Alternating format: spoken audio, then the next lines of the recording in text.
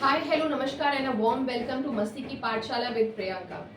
आज का हमारा ये वीडियो बहुत ही स्पेशल होने वाला है स्टूडेंट्स और उनके पेरेंट्स के लिए, खासकर उन स्टूडेंट्स के लिए जिनके board exams near by months में आने वाले हैं या वो अपनी लाइफ में किसी भी कॉम्पिटिटिव एग्जाम की तैयारी कर रहे हैं। क्योंकि आज हमारे साथ हमारे एक स्पेशल गेस्ट हैं जिन्होंने विगत 40 वर्षों से शिक्षा के क्षेत्र में अपनी सेवाएं प्रदान करी हैं। विगत वर्ष आप राजकीय इंटर कॉलेज उत्तर प्रदेश से प्रवक्ता गणित के पद से सेवानिवृत्त हुए हैं और वर्तमान में भी आप विभिन्न शिक्षण संस्थानों के छात्रों को अपना मार्गदर्शन प्रदान कर रही हैं। आइए हम सभी स्वागत करते हैं हमारे special guest mister Dinesh Mishra का। और सर, आपका बहुत बहुत स्वागत है हमारे आज के शो में। धन्यवाद सर, आज का ये जो क्वेश्चन आंसर एक राउंड है उसको स्टार्ट करते हैं और उससे पहले मैं एक बहुत ही इंटरेस्टिंग सा क्वेश्चन आपसे पूछना चाहूँगी। आपके बारे में मैंने सुना है कि आप जब भी अपनी क्लास में एंटर करते हैं, आप अपने सब्जेक्ट को, अपने टॉपिक को स्टार्ट करते हैं, तो आप अपने स्टूडेंट्स को कभी भगवद गीता का कोई श्लोक या हनुमान चालीसा या श्री रामचरितमानस का कोई दोहा, उसका एग्जाम्पल देकर तब अपनी क्लास को स्टार्ट करते हैं। तो आपका ये जो दोहा या श्लोक सुनाना है, ये अपने छात्रों को, आपके स्टूडेंट्स को किस तरह से इफेक्ट करता है? देखिए प्रियंका जी, एक्चुअल में जब हम किसी कार्य को प्रारंभ करते हैं तो उसके लिए सबसे महत्वपूर्ण चीज़ है हमारा कंसंट्रेशन। और अगर हम कंसंट्रेट होकर के कक्षा प्रारंभ कर रहे हैं तो हमारे विद्यार्थियों को उसका लाभ हमें मिलेगा। हनुमान जी शक्ति के प्रतीक हैं और वो बल, बुद्धि और विद्या प्रदान करने के लिए हमारे लिए महत्वपूर्ण हैं। इसलिए हम अपनी किसी भी कक्षा में, छोटी कक्षा हो, बड़ी कक्षा हो, कॉम्पिटिटिव एग्जामिनेशन के बच्चे हों, बीइंग अ काउंसलर, अगर हम काउंसलिंग भी अपने शुरू कर रहे हैं किसी क्षेत्र में, तो वहाँ पर भी हम बुद्धिहीन तनु जानिके सुमिरहु पवन कुमार, बल बुद्धि विद्या देहु मही, हरहु कलेश विकार। और माँ सरस्वती की वंदना वीणा पुस्तक रंजित हस्ते भागवती भारत देवी नमस्ते से ही प्रारंभ करते हैं। और उसका मुख्य कारण ये है कि इससे बच्चों में एक भक्ति भाव के साथ उनका कंसंट्रेशन शुरू हो जाता है और वो हमारे विषय को अच्छी तरीके से समझ सकते हैं। यही कारण है। और जहाँ तक मेरा विश्वास है, हमारे हर विद्यार्थी में, जिस दिन हम ये भूल जाते हैं, मान लिया कभी कभी कि ऐसा नहीं किया है, तो हमारे विद्यार्थी मुझे याद दिलाते हैं कि सर आज आपने प्रार्थना नहीं की, आपने प्रेयर नहीं किए। तो ये हमारे लिए भी बहुत महत्वपूर्ण चीज़ है कि हम अपने विद्यार्थियों के साथ उनकी बल, बुद्धि, विद्या की बढ़ोतरी के लिए जिस प्रकार से हम प्रार्थना करके प्रारंभ करते हैं, आई think that they should be very special from this one. बिल्कुल सर, बिल्कुल। और इसी के साथ मैं उम्मीद करती हूँ कि हमारे छात्र जो हमारा ये वीडियो देख रहे हैं वो इससे ज़रूर कुछ सीखेंगे और अपनी कोई भी स्टडीज़ को स्टार्ट करने से पहले, अपने लेसन को स्टार्ट करने से पहले माँ सरस्वती का ध्यान ज़रूर करेंगे। सर, बहुत से स्टूडेंट्स में हमने ये देखा है कि वो फिजिक्स, केमिस्ट्री या ऐसे कोई भी लर्निंग सब्जेक्ट्स जो होते हैं उनको लर्न तो कर लेते हैं, बट मैथ्स उनको एक जैसे डरावना सपना सा लगता है, उसको बहुत चैलेंजिंग सब्जेक्ट लगता है उनके लिए। तो आप ऐसे स्टूडेंट्स को क्या कहना चाहेंगे कि उनको मैथ्स से डर ना लगे?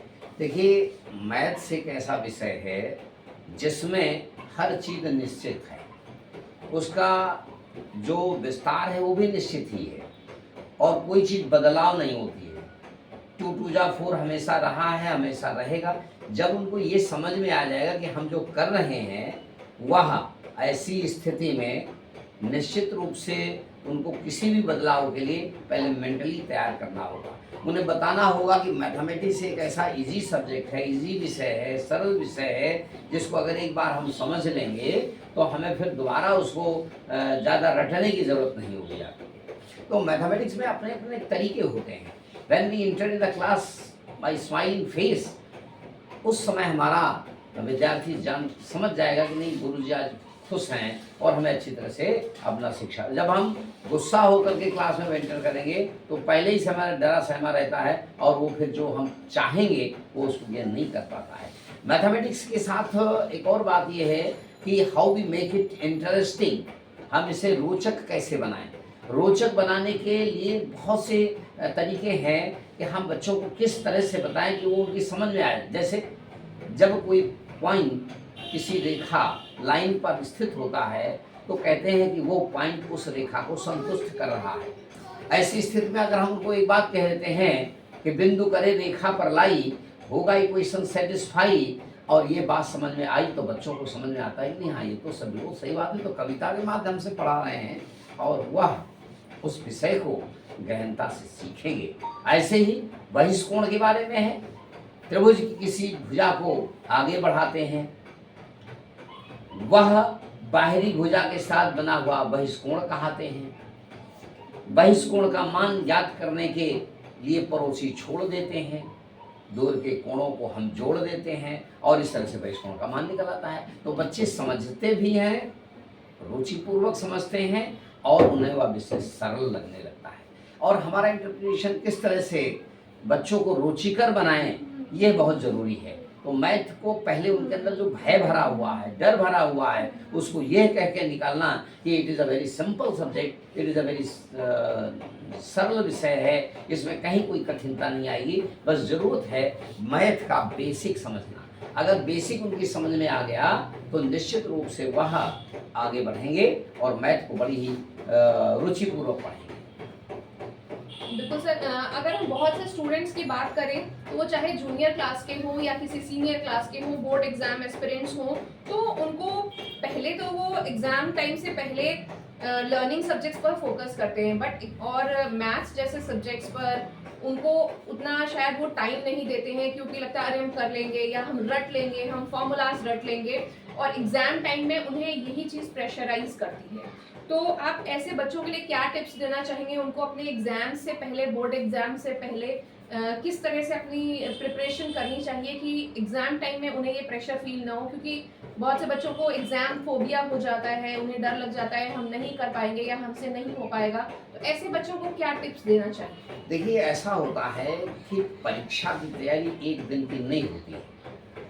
हमें अगर अच्छे अंक लाने हैं तो इसके लिए हमें निश्चित रूप से सबसे पहले अपना एक ओन टाइम टेबल बनाना होगा, जिसमें हर विषय को समय देकर उसमें समायोजन करना होगा। और निश्चित रूप से मैथमेटिक्स जैसे विषयों के लिए हम ऐसा समय चुनें कि जिसमें हमें ना तो आलस्य आए और ना ही हमें भूख लगे। तो मैथ लगाते समय अक्सर ऐसा होता, बच्चे कहते पानी पीने जा रहे हैं, हमें भूख लग रही है, हमें नींद आ रही है। तो ऐसा नहीं होना चाहिए। ऐसा समय सेलेक्ट करें कि जिससे आप बड़े आसानी के साथ पूर्ण मनोयोग से अपना अध्ययन कर सकें। तो उन बच्चों को हमारी सलाह ये है जिनको ऐसा महसूस होता है कि डेली रिवीजन के आधार पर वो अपने एग्जाम फोबिया को दूर कर सकते हैं। जो सर उन्हें प्रतिदिन कम से कम 5 पीछे के और 5 आगे जो करंट पढ़ाया जा रहा है, ऐसे लगभग 10 प्रश्नों को और 5 सूत्रों का प्रतिदिन अध्ययन करना आवश्यक होगा। और ऐसी स्थिति में यदि वो अपने आप को कंफर्ट जोन से बाहर निकल करके और ये क्रिया प्रारंभ कर देते हैं तो मेरा विश्वास ही नहीं बल्कि हम दावे के साथ कह सकते हैं कि हमारे बने को विद्यार्थियों को इससे फायदा हुआ है, लाभान्वित हुए हैं और आज वे भारत में ही नहीं अपने विदेशों में भी अपने ज्ञान से, अपने कार्य से अपना डंका बजा रहे हैं। सर, जो वीक स्टूडेंट्स होते हैं क्लास में दोनों तरीके के होते हैं, एक टॉपर्स होते हैं, एक एवरेज होते हैं, एक थोड़ा बिलो एवरेज होते हैं। तो जो बिलो एवरेज वाले स्टूडेंट्स होते हैं वो हमेशा मैथ्स की क्लास से भागने की कोशिश करते हैं कि अगर हम बाहर रहेंगे तो शायद मैम का या सर का हम पे फोकस ना जाए और हम इस चीज़ से बच जाएंगे। तो क्या ये चीज़ उनके लिए सही है, या टीचर्स कैसे उन बच्चों पर कॉन्सेंट्रेट ज़्यादा करें, उन बच्चों पर ज़्यादा फोकस करें? क्योंकि टॉपर्स तो अपने आप करते हैं, उनको अगर थोड़ी सी भी हिंट मिलेगी तो वो करते हैं, बट जो बिलो एवरेज हैं वो इस चीज़ से भागने की कोशिश करते हैं। और अक्सर हमने देखा है शायद परफॉर्मेंस बढ़ाने के लिए जो टीचर्स होते हैं, आजकल के न्यू टीचर्स हैं, वो भी उन बच्चों पर ज़्यादा ध्यान देने लगते हैं और कहीं ना कहीं वो बच्चे क्लास में पिछड़ते जाते हैं। तो इनके लिए हम न्यू टीचर्स को क्या सजेशन देना चाहिए? देखिए न्यू टीचर हों या ओल्ड टीचर हों या जो भी हो, अगर वो अध्यापक हैं तो उन्हें अध्यापक का यही गुण होना चाहिए कि वो पूरी क्लास को समान रूप से देखें। और जो आपने जैसे कहा बिलो एवरेज लेवल, ऐसे विद्यार्थी बहुत एनर्जेटिक होते हैं। बस अंतर ये है कि हम किसी भी तरीके से उनके अंदर ये भाव उत्पन्न कर दें कि नहीं, हम ये कर सकते हैं, हम ये कर सकते हैं, और उनके अंदर किसी भी कमतरी का भाव ना आने पाए। उनको साथ लेके चलें, उनसे प्रश्न पूछें, उनको उत्तर दें, और कभी भी किसी भी स्तर पर उन्हें ये ना कहें कि अरे भैया आप ये नहीं कर सकते। ये तो कहने नहीं है, उनसे कह रहे भैया आप कर सकते हो। You always think positive and do positive, and also have students with positive energy. कभी ये ना कहेगा आप नहीं कर सकते, नहीं कर सकते। अरे भाई नहीं कर सकते तो फिर आपका क्या कर्तव्य है? हर बच्चे को अंदर ये एहसास होना चाहिए कि हम कर सकते हैं, उसको ऐसा बताना चाहिए। और मिडिल को अपर में लाना, बिलो एवरेज को मिडिल तक लाना, ये अध्यापक का कार्य होता है। उसको उनको साथ लेके चलना है। वो आज की एक और भी समस्या है कि अधिकतर हमारे मित्र या शिक्षिका बहनें अच्छे बच्चों को तो बहुत ज़्यादा प्रेफर करते हैं, और उन बिलो लेवल वालों को जो है डांट करके कह देते हैं तो आप कुछ नहीं कर पाओगे। So I think that it should be better to give them positive response. Sir यही चीज़ हमने हमारे जूनियर क्लासेस में भी देखी है कि बहुत छोटे लेवल से आजकल एक कंपटीशन की फीलिंग बच्चों में भर दी जाती है, खासकर वो स्टूडेंट किसी भी क्लास का हो। आजकल नर्सरी और एलकेजी में भी क्लास फर्स्ट सेकंड का बच्चा भी होता है, उसके अंदर भी उसके पेरेंट्स के अंदर इतना कॉम्पिटिटिव फीलिंग आ गई है कि वो अपने बच्चे पर कहीं ना कहीं बिल्कुल अलग ही मार्जिन सेट कर देते कि नहीं आपको ऐसा ही करना है। तो क्या ये चीज़ सही है, या हमें ऐसे पेरेंट्स के लिए क्या सजेशन देना चाहिए? क्या उनको आप ऐसा कैसे गाइड करना चाहेंगे कि ऐसा बच्चों के साथ नहीं होना चाहिए? देखिए, हमारा मानना है कि अगर विद्यार्थी की जितनी क्षमता है उससे ज़्यादा उस पर बोझ नहीं लाना चाहिए। यदि हम उससे ज़्यादा उस पर एक्सपेक्टेशन करने लगेंगे तो निश्चित रूप से वो कहीं ना कहीं डिप्रेस होने लगेगा, भागने लगेगा, और फिर वह आगे चल के एक नई समस्या खड़ी कर देगा। वो अवसादग्रस्त भी हो सकता है। तो इसके लिए विद्यार्थी की जितनी क्षमता है उसके आधार पर उसे मोटिवेट करते हुए आगे बढ़ने के लिए सहयोग करना चाहिए। उसे कभी ऐसा अनुभव ना होने देना नहीं इतना ही, उनको फिक्स नहीं करना है, उनको किसी भी लेवल पर ये नहीं करना है कि नहीं इतना ही करना है। वो जितना कर रहे हैं, हाँ, उसके लिए आपको प्रेरित करना है, उसका एक लक्ष्य निर्धारित करना है कि भाई हाँ इस लक्ष्य तक आपको पहुंचना है। कहते हैं कि लक्ष्य तक पहुंचे बिना पथ में पथिक विश्राम कैसा। तो उसको वो ये समझाएं कि बेटा तुम्हारा टारगेट ये है, यहाँ तक आपको पहुंचना है, लेकिन उसको प्रेशराइज ना करें। जब तक मिले न लक्ष्य बटोही, आगे बढ़ते जाओ, खुला हुआ है द्वार प्रगति का, आगे कदम बढ़ाओ। उसको प्रेरित करते हुए पॉजिटिव थॉट के साथ उसे आगे बढ़ाएं, उस पर बोझा ना ला दें। अगर किसी की क्षमता 10 किलो उठाने की है और उसके ऊपर हम अगर 20 किलो लग देंगे तो निश्चित रूप से यह हमारे लिए हानिकारक होगा। तो हमारा ऐसे लोगों के लिए सजेशन यही है कि बच्चे की क्षमता के आधार पर वो 33 मार्क्स ला रहा है तो उसको 33 से 35 करें, 35 से 50 करें। ये नहीं 33 लाया है तो कहे नहीं 90 लाओ, ऐसा नहीं करना चाहिए। जाकर के धीरे धीरे उसकी क्षमता को उसको प्रेरित करते हुए आगे बढ़ाना चाहिए। सर बहुत सी बार हमने ऐसा देखा है कि पेरेंट्स समाज में एक कंपटीशन जो देखकर कि उसका बच्चा ऐसा कर रहा है, उसने अपने बच्चे को ऐसे स्कूल में एडमिशन कराया है, देन ही और she is frequently speaking English और एनी अदर लैंग्वेज, तो हम भी अपने बच्चे को उसी सेम स्कूल में, चाहे उसकी फीस 40,000 हो, 50,000 हो, या कुछ भी हो फीस, तो हम ऐसा ही करें। या वो पेरेंट हमारे साथ का मित्र है, वो हम अपने बच्चे को किसी ट्यूशन क्लास में भेज रहा है, चाहे उसकी फीस 10,000 हो या 11,000 हो, कुछ भी हो, हम उसी में भेजेंगे। और फिर जाकर वहाँ बच्चा अगर नहीं कर पा रहा है उस भीड़ में, तो वो फिर प्रेशर फील करता है, उसको लगता है अरे मेरे से तो होगा ही नहीं। तो क्या हमें अपने बच्चों को क्या पॉजिटिव एफर्मेशंस उस टाइम पर देने चाहिए कि नहीं हमें एक कंपटीशन नहीं देखना है समाज का, हमें अपने बच्चे को देखना है? प्रियंका जी, ये प्रश्न तो बहुत अच्छा है और वास्तव में समाज में एक ट्रेंड सा चल गया है कि बच्चे की क्षमता न देख करके उससे एक्सपेक्टेशन और अपनी क्षमता न देख करके उससे भी अधिक करने की एक्सपेक्टेशन जागृत हो रही है। और हालांकि हमारे विचार अलग हैं इससे। पहले भारत में पहले भी आईएएस हुआ करते थे, पहले भी पीसीएस होते थे, पहले भी आईपीएस होते थे। तो क्या वो इस समय के जो स्कूल्स हैं ऐसे तो नहीं थे? लोग प्राइमरी के पढ़े हुए भी आईएएस हैं, लोग जो है जूनियर हाई स्कूल से पढ़ करके आईपीएस बन गए हैं। तो ऐसा नहीं है, कोई भी संस्थान विद्यार्थी को नहीं पढ़ाता है। विद्यार्थी स्वयं अपने परिश्रम से अपने को आगे बढ़ाता है।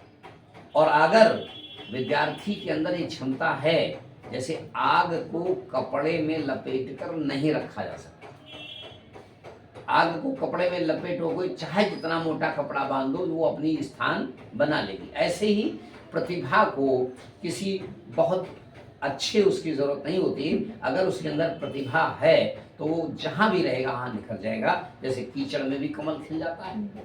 तो ऐसी स्थिति में विद्यालय नहीं, उस घर का माहौल, उस घर का परिवेश, उस घर के लोगों का परिवेश, उस घर के लोगों का बिहेवियर बच्चे के साथ, वह उसको आगे बढ़ाने में सहायक प्रदान होता है। तो मैं नहीं मानता हूँ अब ये महामारी क्षमता नहीं 40,000 पे करने की और हम वहाँ पढ़ा रहे हैं तो क्या हुआ, हम भी परेशान होंगे उसका अरेंज करने के लिए, वो भी परेशान होगा, वो कर नहीं पा रहा है।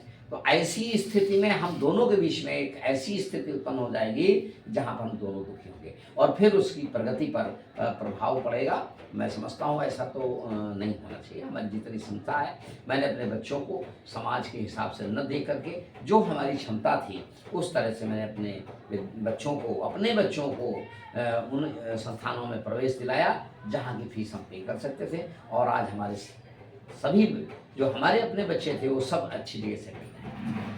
सर, आज के इस कॉम्पिटिटिव सिनेरियो में बच्चों में एक सकारात्मक विचार बनाए रखने के लिए आप क्या मार्गदर्शन देना चाहेंगे?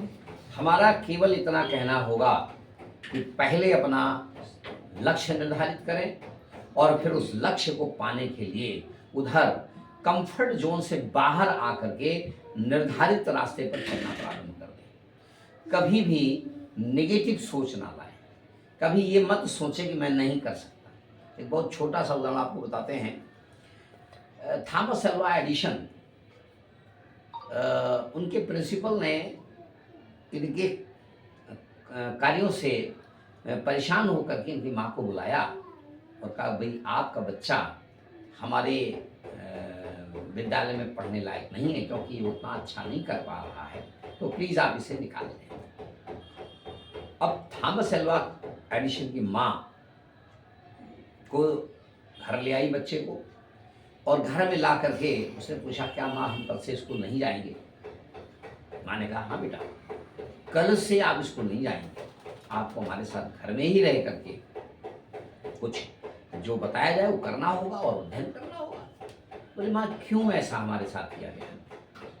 तो सकारात्मक सोच देखिए, उसकी माँ ने कहा कि बेटा, प्रिंसिपल साहब कह रहे थे कि आपका बेटा हमारे अन्य विद्यार्थियों से के साथ आगे नहीं बढ़ पा रहा है, यानी हमारे विद्यालय के अन्य विद्यार्थी आपके बच्चे के साथ नहीं चल पा रहे हैं। मतलब दोनों हैं और साफ भी है। इसका मतलब ये भी है कि वो अच्छा नहीं कर रहा है, इसका मतलब ये भी है कि वो शेष बच्चे अच्छा नहीं कर रहे, वो अच्छा कर रहा है। तो उसकी माँ ने उसको पॉजिटिव वे में समझाया और वो प्रसन्नता के साथ अगले दिन से लग गया। 12 वर्ष की आयु में उसने एक सेल्समैन का काम शुरू किया, धीरे से 14 वर्ष में और आगे बढ़ा, 18 वर्ष में और आगे बढ़ा और आप सब जानते होंगे कि लगभग 1078 जो पेटेंट्स हैं उसके नाम पर हैं।